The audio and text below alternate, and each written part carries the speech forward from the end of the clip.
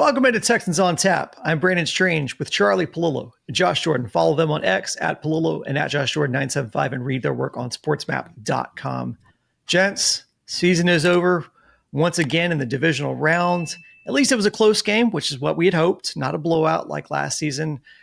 And, we've got a little controversy for the Texans. So, look, they'd kind of become the heels of the NFL following the Azeez Al-Shire, Trevor Lawrence incident, but then found themselves as the babyface after facing the Chiefs with Patrick Mahomes doing his best heel impression. Look, one of my favorite examples of that came from Barstool's Dave Portnoy, who tweeted during the game, "The good news is the Texans are dominating and their defense is flying all around. The bad news is the refs are cheating and they are losing." Now, to be clear, we already said on our post-game breakdown that the refs were not the reason Houston lost in KC. However, I was a little surprised at how pervasive the conversations were about officiating following that game, and how, but I dare say that Texans fans were in the minority. It was just NFL viewers and media in general that were bemoaning the seemingly separate set of rules that Mahomes and the Chiefs get to play by. Do you guys think the public outcry from this game will in any way impact the rest of the playoffs and how they're officiated? I do not. I think the rules committee may reevaluate some of the standards for what quarterbacks can try to get away with that Mahomes has kind of perfected getting away with.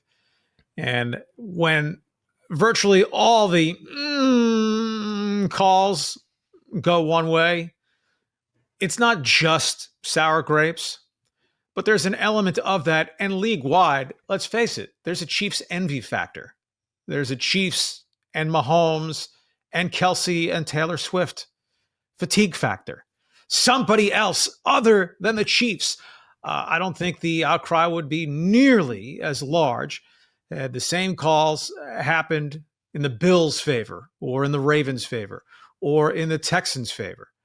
But there's a reality. It's more than one game that they seemingly have happened in the Chiefs' favor. So I think it's kind of compound interest in the backlash. But I don't think in the conference championship game, and if they're back in it, the Super Bowl, there are going to be any sort of directives. All right, let Mahomes take his licking and we'll see if he can keep on ticking. Yeah, I think this thing gets fixed probably in the offseason, if it does get fixed, where it seems to need to be addressed, obviously. But will they do it? Because a lot of it's about the owners, and they want their quarterbacks protected. And, if you're not sure about it, throw the flag anyway. But my deal is with the unnecessary roughness, not even roughing the quarterback, but roughness is in the name of the penalty. If it doesn't look like the guy's been roughed up, it's just a glancing blow, or like with the Texans, those two guys collided and missed Mahomes, and that's unnecessary roughness. Like, where's just the common sense with this? This is here to protect the players, not just to, look like maybe his hand brushed by his helmet, or no, if he gets roughed up and called, then throw the flag. But if not, then don't. I'm tired of the, if you're not sure, just throw the flag thing. But it's gonna be settled in the offseason. I'm not very confident that it's going to get much better. Mahomes he kind of gets the calls now. He's one of the biggest faces of the league, if not the biggest face of the league. So I'm not super confident they're going to fix this thing. We shall see. But I was just really disappointed in Mahomes. I'm just like, you don't need to do this. You're one of the best quarterbacks ever. The Chiefs don't need the extra help. Like, let's just try and officiate this thing fair and square and see where the chips fall.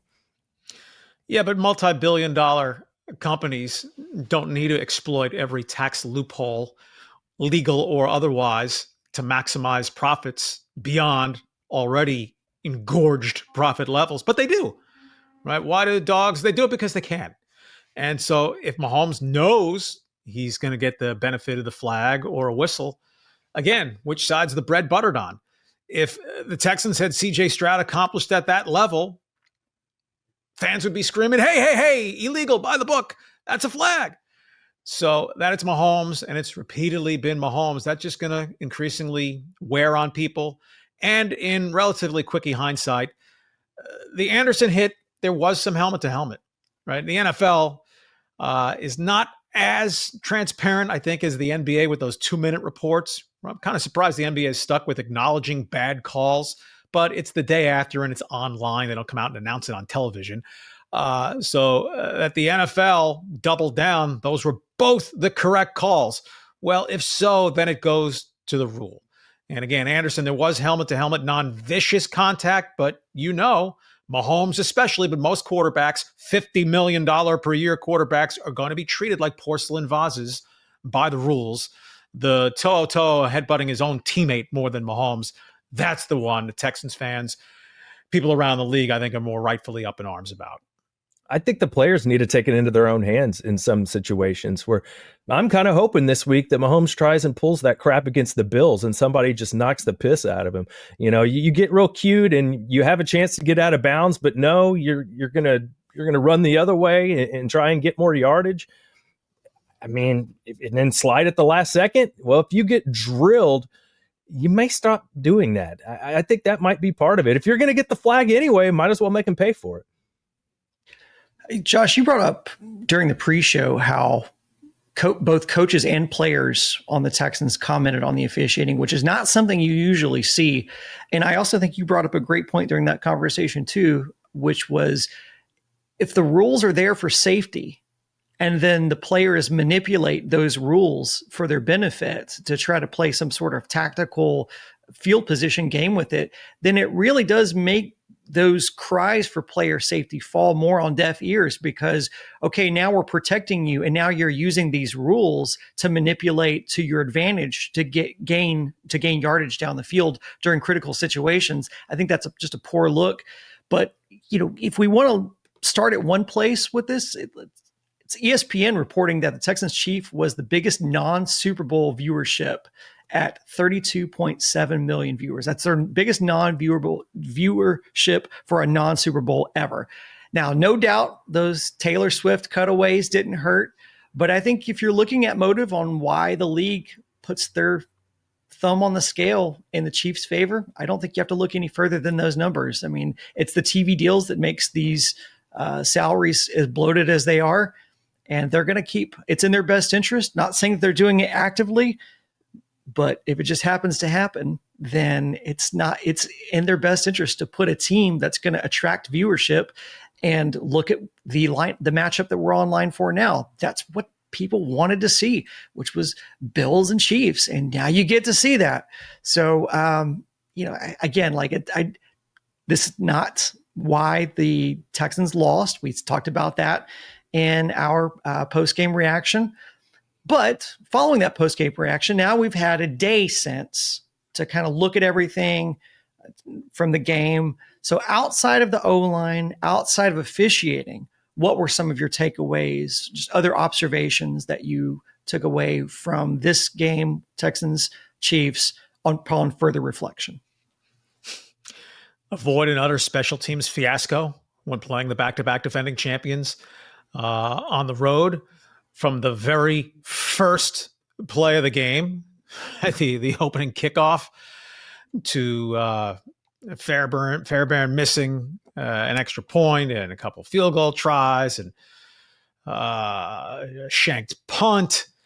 But on the upside, CJ Stroud, for the circumstances, had a very strong game. Right? Turnover free. I don't think looking to next season, hey, 17 games long, CJ Stroud, look to pull the ball more down, like you pull the ball down and run more like you did against the Chargers and did selectively against the Chiefs. But when you get to those bigger stakes games, CJ having the legs is one more tool in his kit. I thought was a nice development seeing that in these games. I think fortification in the belief that the Texans have a defense that can become truly elite. They were high in sack numbers. They were second in the league in interceptions, but they did give up too many big plays and were top 5 in the league in touchdown passes. But in Anderson and Hunter, for at least one more year, in Hunter's case, Anderson, several. And then on the back end with Stingley and Lassiter and Bullock, and hopefully Jalen Petrie comes back and is fine. Right? He was making progress in year 3. That is a very stout majority of your defense, and another year of coalescing and just growth in young players, that maybe this can be a top 3 to 5 defense, and they can figure out enough with that offensive line that the obvious goal going into next season is, when you're winless in the history of your franchise on the road in the playoffs, get at least one extra home game by securing that 2 seed. Don't be the number 4 division winner just because you're in a crappy division. You win it, you get the cute little banner. Okay, then you get a home playoff game, and then you're on the road against a top-tier contender. You want to be one of those top-tier contenders, get a seed that reflects that. Yeah, Charlie's right. And I mean, this isn't just in football where you see the home team get the calls. I mean, how many Astros-Yankee playoff games do you see that the outside corner is a little bit this much bigger for the Yankees when they're at home at Yankee Stadium? It's, that's how officials are. They're gonna call more favorable for the home team. But I'm with Charlie. I thought CJ played great. I thought he played better than Patrick Mahomes in this game. And look who he had to throw to. I mean, he was hitting window throws that were like this big to guys like Hutchinson and Mechie that could barely get open. So CJ was great. Nico Collins was the highest graded Texan, 85.5. So he had a great game. And that was another thing they didn't call. He got chipped when he was double teamed way down the field and drilled in the ribs. I think that's why he was missing part of the game. Yet Nico still was one of the highest graded players in the whole game. So I think that was, if I would have known this coming into the game, highest graded Texans, Nico, 85 and change, Anderson, 82, Hunter, 81, Tunsil, 76, Toe, 75, CJ, 85. I would have been like, wow, like all the main contributors to the Texans had a really good game. But with the special teams debacles and, the offense just at the end, they just couldn't protect CJ Stroud. That was a big part of it because CJ was pressured on 53.7% of dropbacks. That's just not sustainable. That's something they're going to have to fix. And Dalton Schultz was the other big takeaway for me. Like, my Lord, did he have a bad game? And he hasn't been able to block well at all this year. He's been terrible, and it doesn't even seem like he has any interest in doing it. Even when he's supposed to be chipping, he barely even makes contact with the guy. I think that's why Blake Fisher had a terrible grade at right tackle for the Texans, because there were some plays where he was supposed to be getting help, and Schultz didn't really do anything, and it kind of threw him off. So I think they got to figure something out there at tight end. And we know about the receivers. They got to address that. I don't care if it's a tight end, if it's a receiver, whatever. You got to get some more playmakers for CJ to throw to, because Stephon Diggs, you don't know if he'll be back. Even if he's back, he's an older player coming off an ACL. Tank Dell, who knows when we'll see him again. I'm not counting on him next year. They have to upgrade the offense, give CJ some guys to throw to. It's crazy to think about. You brought up, like, if you had told all those scores on the PFF scores for these players, I mean, but just looking at the box score, when you're talking about 336 total yards to 212, the fact that they hold KC to 50 rushing yards in a game and still lose by 9, it's pretty incredible. So we have to stay on the offensive side of things. It was interesting that the Texans season played out, I think, in a very similar fashion to the Astros, which was there was that glaring need on offense that went unaddressed and then bites them in the butts in the playoffs. The most glaring need is obviously on offensive line, and it's been all year long. Nick Caserio didn't address it. He really didn't address offense in general, unless you want to just give him credit for buying a lottery ticket on Deontay Johnson that turned out the same way all my Powerball tickets do, which was in the trash, and then I go back to work. But CJ is the franchise quarterback, and him getting sacked 8 times in a playoff game is completely unacceptable. Can the Texans afford anything short of an overhaul at the O-line position and the offensive line coach? Well, they better be able to afford something short of a complete overhaul, because while we have consistently hit on the point that the Texans are in this window where CJ Stroud is relatively cheap, a rookie contract as a quarterback. He doesn't go over $10 million until his 4th season. Next year, he's at 9.9 and a little over $11 million in year 4. And then it at least more than doubles where his extension comes in. I mean, CJ Stroud's extension is going to be $60 million per year plus. So you're in this window, but the Texans did the luxury shopping last offseason, right? Daniil Hunter, 2 years, $49 million. Nico Collins' extension kicks in. his cap number goes from $6 million and change to more than $18 million. Now, specifically to the offensive line, I'm not trying to gross anybody out here, but Laramie Tunsil's cap number for 2025 is over $28 million. And if the gut reaction is, well, he's just not worth that, cut him. If you cut him, you eat $25 million dead money. So yeah, you'd save $3.5 million cap dollars while writing off $25 million. Titus Howard, who when he got the extension, boy, for his level of accomplishment in the league, that sure is an investment of hope. $23 million cap figure for Titus Howard. If you cut him, $21 million dead dollars. Shaq Mason, player in decline. The way they guaranteed his money, $14 million cap hit. You move on, more than $12 million dead dollars. So they're boxed in with those three guys. My goodness, it's a lower financial tier, but Kenyon Green, rookie contract, virtually all guaranteed. So he's $5.7 million. You cut him, about $4.5 million dead dollars. So they don't have the resources to go ambitiously jump into free agency, which does occur about 6 weeks before the draft. And Josh, in particular, I suppose you don't have much reason to have those air sick bags stacked in the room there. But Dalton Schultz, who it's not 2020 hindsight.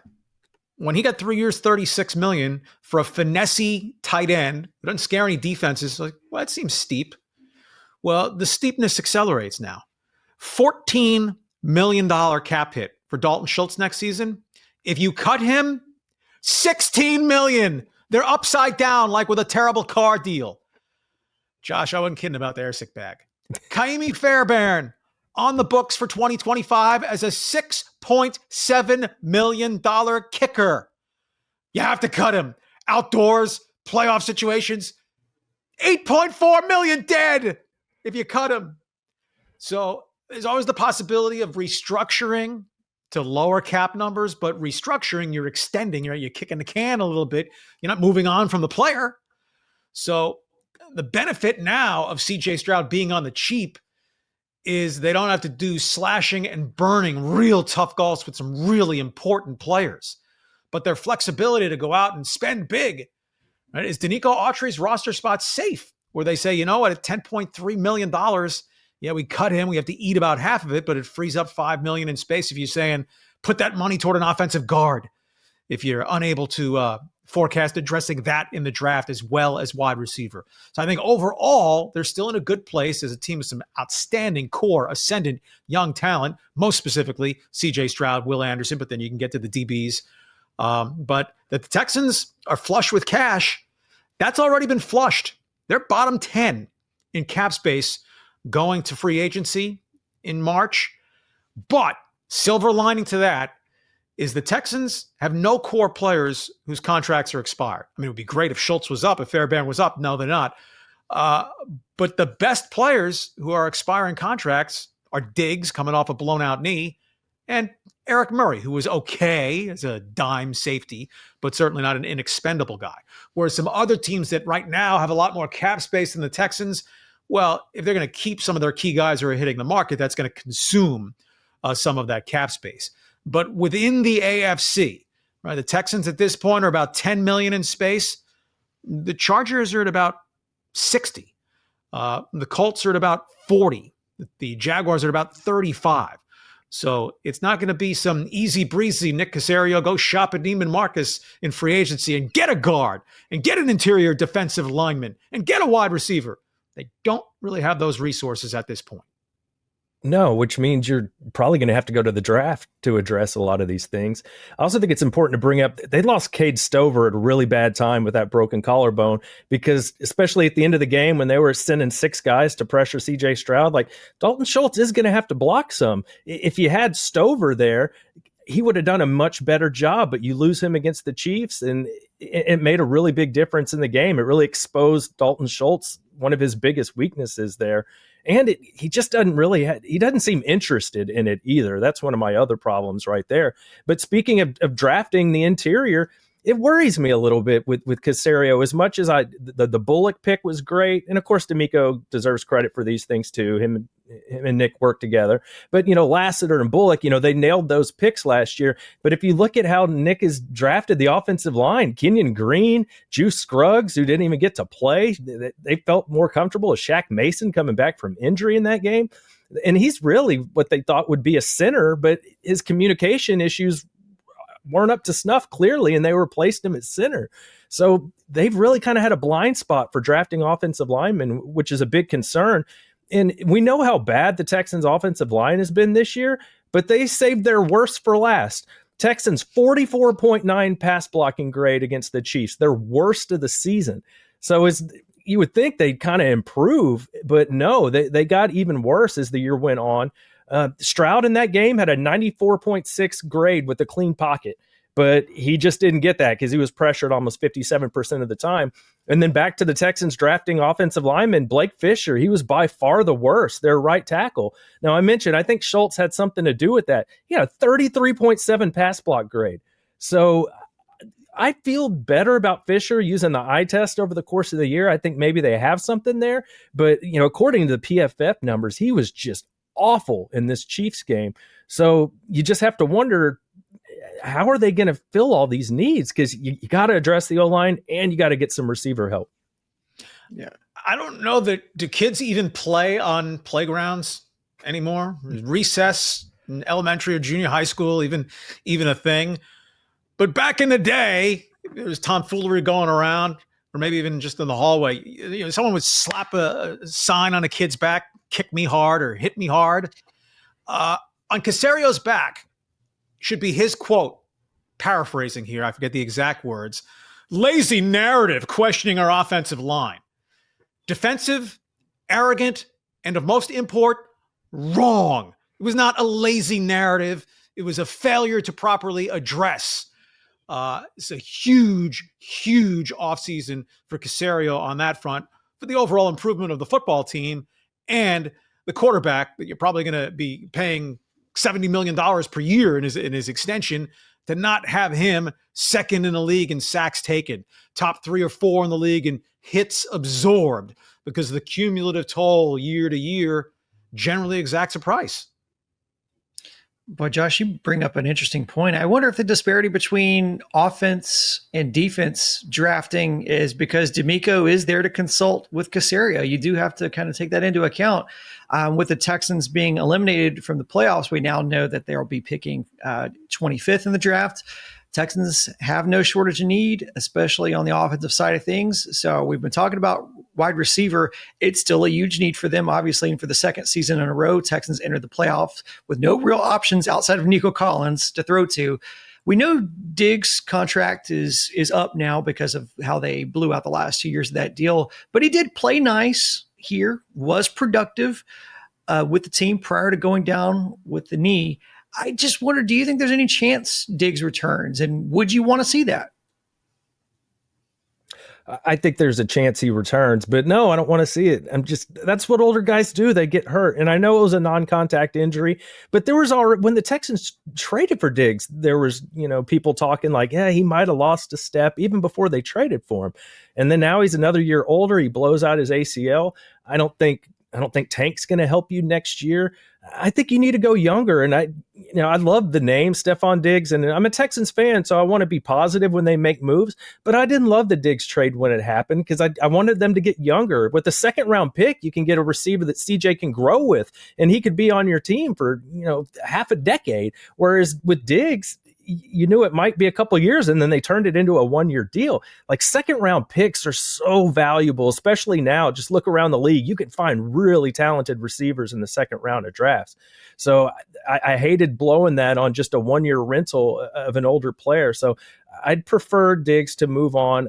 I think they need to get younger. They need to get faster. And that's another thing we need to talk about as far as drafting with Caserio, with wide receivers. It looks like he hit on Tank Dell, but we can't ignore the injuries with a smaller player like him. That was part of the concern with drafting him, is he would get hurt more. That has been the case. Hutchinson was a late round pick, so not a big deal. But, Mechie, second round pick, I know his career started how it did, and I won't get into all that stuff, but we're far enough along now where it just looks like, he's not going to be that guy. So receiver seems to be another spot. I'll give Nick credit. He nailed Nico Collins, but he's been kind of hit or miss with these wide receivers in the draft. Well, I mean, Collins and Dell, neither guy any higher than the second. So good work there. The ooh and ah name is going to be T. Higgins from the Bengals. Texans aren't going to be in the market for a $25 million wide receiver when Nico's almost $25 million per year extension is about to kick in. Just to throw one name out there and to make the point, yeah, the guys who handle the ball, that's generally where the glamour is, but it begins in the trenches. If the Chiefs remain the platinum standard, Trey Smith's their Pro Bowl guard, one of their Pro Bowl guards, 25 years old. The Chiefs haven't always just opened the checkbook, in part because of all the money they're paying Mahomes. If the Texans have in reserve or are able to cobble together enough money, restructure to go get a bona fide, not yet to his late 20s, Pro Bowl guard, maybe he can overcome the Texans' O-line coaching to help them there. And, oh, by the way, you'd be hurting the Chiefs at the same time within the AFC. Charlie, you brought up special teams, so I want to circle back to that. I said on the reaction that Houston cannot be serious about winning at the highest level with Kaimi Fairbairn kicking. Now, that's probably just some good old-fashioned knee-jerk hyperbole. Or is it? Charlie, you made the case of why financially it's prohibitive, but do you guys think that Fairbairn should be back and will be back? By the money, I think he will be back, but until he makes a truly substantial postseason kick, how can the belief really be there? So is that a proof in the pudding moment? It's a little bit like a closer in baseball. Brad Lidge is the ultimate example in Houston lore. Once he gave up that Pujols homer, he was done. He just was not going to be viable anymore as an Astros closer. He went on to the Phillies and had a perfect season, capped by getting the last out of the World Series. If the Astros had a 27 Yankees roster, no one would have trusted, believed, or probably have seen Brad Lidge be able to perform at that level again. Fairbairn now with an unfortunately growing resume of, oh boy, moments. Not one at the very end of the game that lost the game, right? The Colts kick we talked about in the postgame Saturday that could have cost him a playoff spot, the win in Indianapolis, but it didn't. Conditions were tough, and it was a 55-yard try, but he almost missed it 55 yards wide. And then you throw in an extra point that could have tied the game in the third quarter. I mean, we'll hear, we believe in Kaimi, we believe in Kaimi, we believe in Kaimi. Yeah, until he does it in a truly pivotal moment. Why is that? Because he's pretty much your only option given the contract.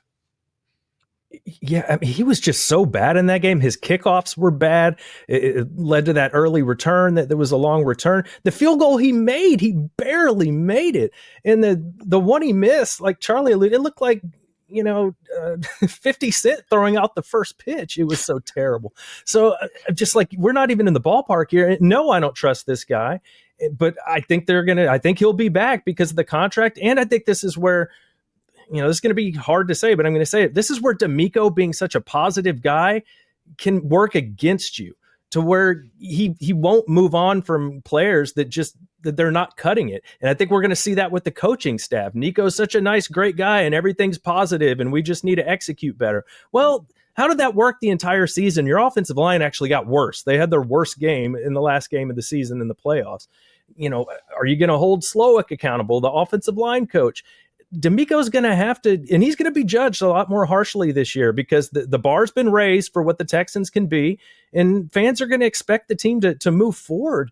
And if you can't let go of players that aren't producing, you're not going to get better. It's a tough deal. Nobody likes firing their friends or cutting players that they're close with, but it's part of the business. They got to get better. They got to improve the team. And Fairbairn, it's just a position where, man, if you have a lousy kicker, that can just kill your team. And this is a Texans team. They settle for field goals a lot. So you're going to need a kicker that you can count on. And it's clutch moments where he's bad. It's bad weather. I mean, a Hawaiian dude that's used to kicking inside. But look who you're going to be playing if you want to move on the next few years. You're going to have to, unless you get home field advantage, you're going to have to go to Buffalo, you're going to have to go to Baltimore, or you're going to have to go to Kansas City. If you mean it about winning and possibly winning a Super Bowl, you got to have somebody you can trust in those environments. Well, that settles it. They just got to get the top seed then. Any final thoughts before we're out the door on this Texans 2024 season as we put a bow on the season? Chris Boswell went to Rice. He needs to demand the Pittsburgh Steelers trade him to the Texans immediately. He had a heck of a year. Straight up. Yeah, I do it too. I think we didn't bring up what Travis Kelce did to the Texans in this game. Azeez Al-Shire, I don't know how much of that was injury, but he had trouble sticking with a kind of over the hill Travis Kelce. That's a concern that they didn't have a better solution. That the corners did their jobs. The receivers hardly did anything in this game. They held the Chiefs running backs to about 50 yards. All that worked, but Travis Kelce, they left him unguarded for a lot of the game, and it came back to kill you. I noticed Christian Harris, he only played 1 or 2 plays, and he almost missed the entire season with that calf. 1 play, there you go, Charlie. So is this going to be a reoccurring thing with him? Luckily, To'o played a little better, but can you count on Christian Harris next year? And was this just an injury thing with Azeez Al-Shire, or is he going to really struggle to cover guys like Travis Kelce that are older tight ends? Through so many years of his awesomeness with the Texans, on a 1 to 100 scale, J.J. Watt was worth his number, a 99 for those with short-term memories. Against the Chiefs Saturday, Azeez Al-Shire was too close to being worth his number. I mean, 0. He just killed him repeatedly in that game. Good players can have lousy games. It was a very poor time for a lousy game. Al-Shire's an $11.5 million linebacker in 2025. He needs to keep himself eligible for the full season and kind of validate that deal, because year one, he didn't turn out to be worth it. Missing the 3 games and then stinking it up in the playoff games. Blake Cashman overall had a better year with the Vikings, right? The guy that he replaced here. And just in the what if game, part of me feels guilty bringing it up, but we're just talking. Joe Mixon was a damn horse, right? Yeah. Around before and after the ankle injuries, turning nothing into a little something into more than that. But not Saquon Barkley. What if you had stretched the budget to put the extra $3 million out there? Because the Texans were in on Barkley, but eventually the Eagles said, we'll go here. And the Texans said, well, we'll pivot there. It was a fantastic pivot, but the best back in football might have been a Houston Texan. Yeah. My final positive, Will Anderson was awesome in this game. And just overall, what he can be as a player and a leader for the Texans going forward. He had an overall grade about 82, 75 pass rush grade, 23% pass rush win rate, couple sacks. So you got to love the future for Will Anderson. He's a great player to build around. And having him with D'Amico, they're going to be a force, hopefully, for many, many more years ahead.